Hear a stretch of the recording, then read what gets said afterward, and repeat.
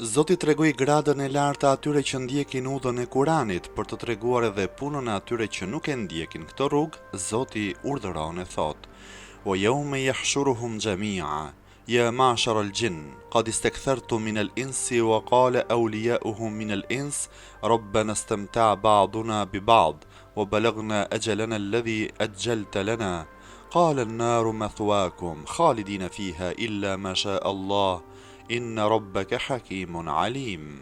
Atë ditë kur Zoti do t'i mbledh të gjithë, u thot: "O turme xhinëve dhe djajve, i kishit të shumt ndjekësit tuaj prej njerëzish." Miqtë e xhinëve prej njerëzve do thonë: "Zoti ynë ne u interesua me njëri tjetrin, por tani erdhëm në kohën e caktuar që ti ke shënuar për ne."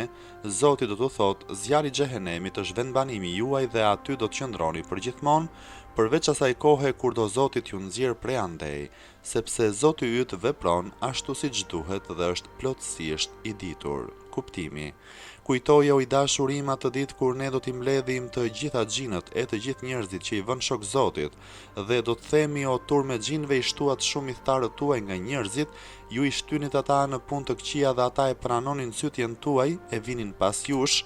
Miqtë e djajve nga njerëzit do thonë: "Zoti ynë ne u interesua me shoku shokun, njerëzit e njihnin si dobi për veten e tyre, kur shijonin në dynja gjërat e palishme, gjërat të cilat i shtinin në dorë me anën e djajve, por edhe djajt kënaqeshin kur njerëzit gënjeheshin ato punë."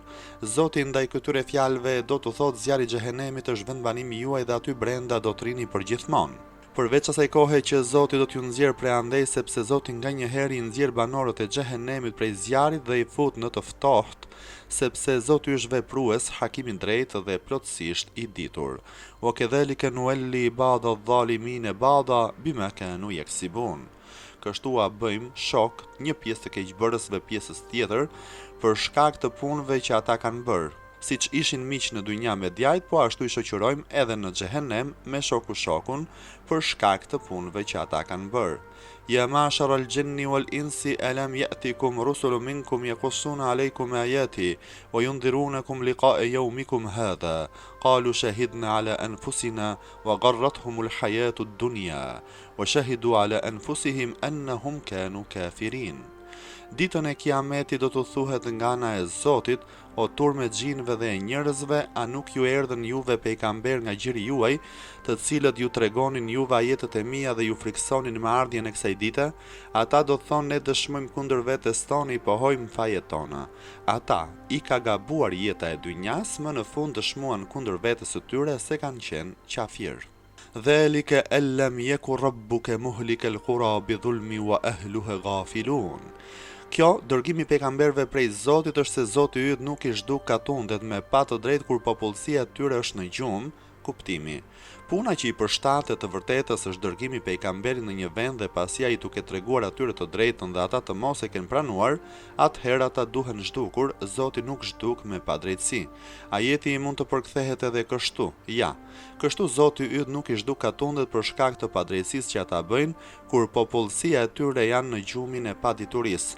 "Wa likullin darajat mimma amilu wa ma rabbuka bighafilin amma ya'malun." Për secilin ka grada të ndryshme sipas veprave që ata bëjnë, dhe Zoti yt nuk është i shkujdesur ndaj punëve që bëjnë njerëzit.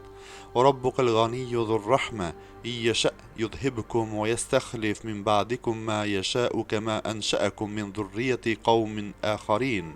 I dashurim, Zoti yt s'ka nevojë dhe është mëshirëmadh për robt, nëse ai dëshiron ju largon juve dhe pas jush bie cilin të dëshiroj, ashtu siç ju nxor juve në dritë prej pasardhësve të një kombi tjetër. Kuptimi: O pejgamberi i nderuar, Zoti yt i cili detyron robët e vet të mirëve u jep shpërblime dhe të këqijve ndëshkime, ai s'ka nevojë as për robët e as për veprat e tyre, por njerëzit kanë nevojë për të në çdo minutë, sepse jeta, vdekja, ushqimi, dëmi dhe dobia janë krejtësisht në dorën e Zotit.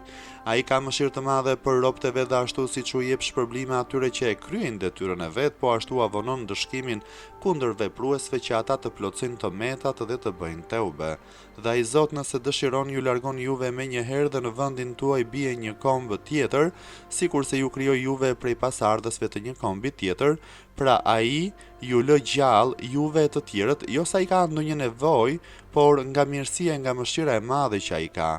Fahri Raziu thotë se Zoti nuk ka nevojë si në veten e vet ashtu edhe në vetit e në punët e veta, ai nuk ka nevojë për asgjë dhe çdo lumturi që ekziston në botë është prej mëshirës së tij. Mëshira e tij është kurdoherë më e madhe se zemërimi i tij. Ja disa shembuj, ka shumë të smur në botë, por përsëri të shëndoshët janë më të shumt.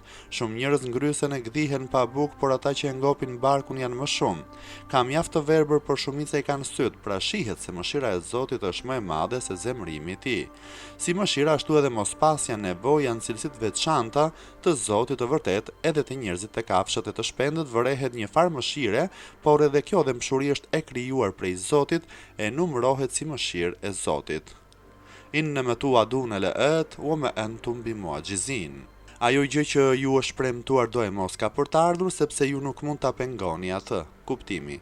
Dijeni o njerëz se gjërat e premtuara me gojën e pejgamberëve do e mos kanë për t'ju ardhur, sepse ju nuk mund ta pengoni Zotin me asnjë mënyrë. Fjala vjen kudo që t'jeni, vdekja do t'ju vi, do të bëhet kiameti dhe do të shihni rezultatin e veprave që keni bërë në dynja.